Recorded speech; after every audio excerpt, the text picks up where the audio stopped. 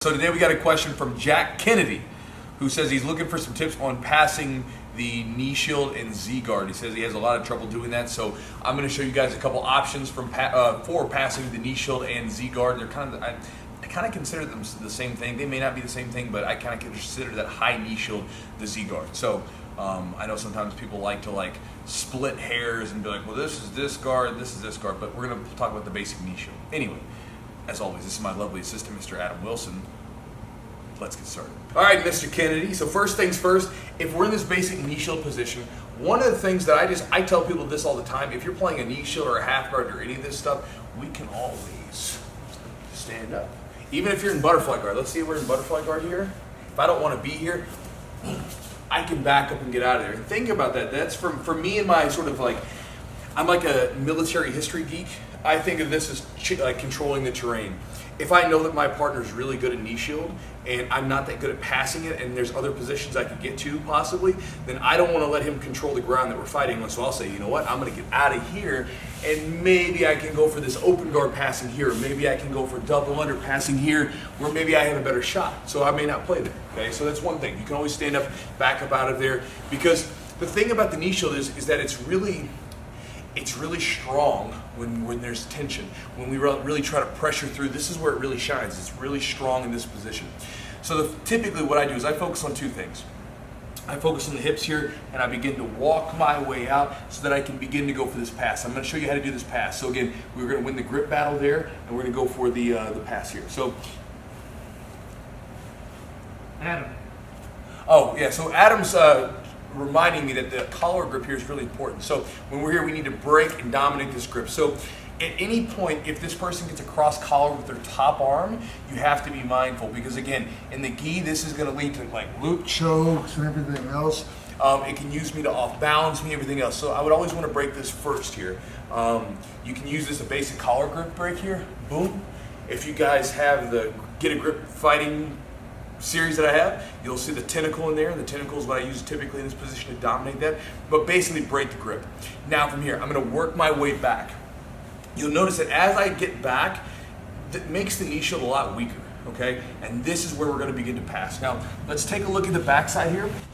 So we're saying he had the collar grip, okay? Here, I broke the grip. I'm denying him the underhook, so if he's trying to go underhook here, I'm denying him all that stuff, and I'm going to work my way back and come down. At this point, I'm smashing the knee shield, okay? From here, what I'm going to begin to do is use my feet like another set of hands. So what I want to do is I want to windshield wiper. So this inside foot's going to go in, outside foot's going to go out. There's different ways to go about this, but one of the cool passes I've been working with a bunch is stepping up here, just like so, and then begin to work on the inside here, getting underneath here, and then passing. You can also just kick out of this, but this is a pretty nasty pass. So from here, we've dominated position here. Coming down, I'm using my foot like a windshield wiper. So again, he's hooking the leg. Okay, we take the outside foot, it hooks in, and then I swipe this leg out. I continue to keep this stapled down with my leg, and then I'm going to step up, and I'll shove this out of the way here. So what I really want to do is step up, and I can even slide this leg up just a little bit higher. Okay. From here, underneath the arm, underneath the head, we can really stretch them out, and then begin to simply do a hip switch, boom, right into position right there. And that's a really, it might seem kind of complicated, but one of the things that you guys are doing when you're doing jiu-jitsu is learning, especially for you guys training, the thing you're trying to do a lot of times is learn how to use your feet like another set of hands. You think about the way the guard works, you're learning how to use your feet like another set of hands. Same thing in passing. You know, my hands are occupied with denying the grip here and doing all this stuff. Well, I can use my feet here, right here, boom, boom, boom, to step up and really isolate the position. If that knee shield is still here when you get up, slide this leg up a little bit higher and then slide your body in. So this way his knee goes past your hip. This will make it really hard to close his legs. Even if he closes his legs here, okay, go close him a little bit, he's still not going to be in a strong position, especially once I get his body flattened out. I can really stretch him out and then begin to step back. Right. So that's one way to pass the knee shield. Again, think about it this way. First things first, Do you even want to pass the knee shield? If you don't want to be in the knee shield, back up out of there, stand up and back out. Same thing for butterfly guard, half guard. A lot of those positions, before they get really, really tight, there's typically space for you to back up out of there. You got to be disciplined to do that if you know that that person's best position is there. Now, if you do want to go forward with passing the knee shield, one of the things I like to do is back up out of it to release the tension of the shield, of the knee position.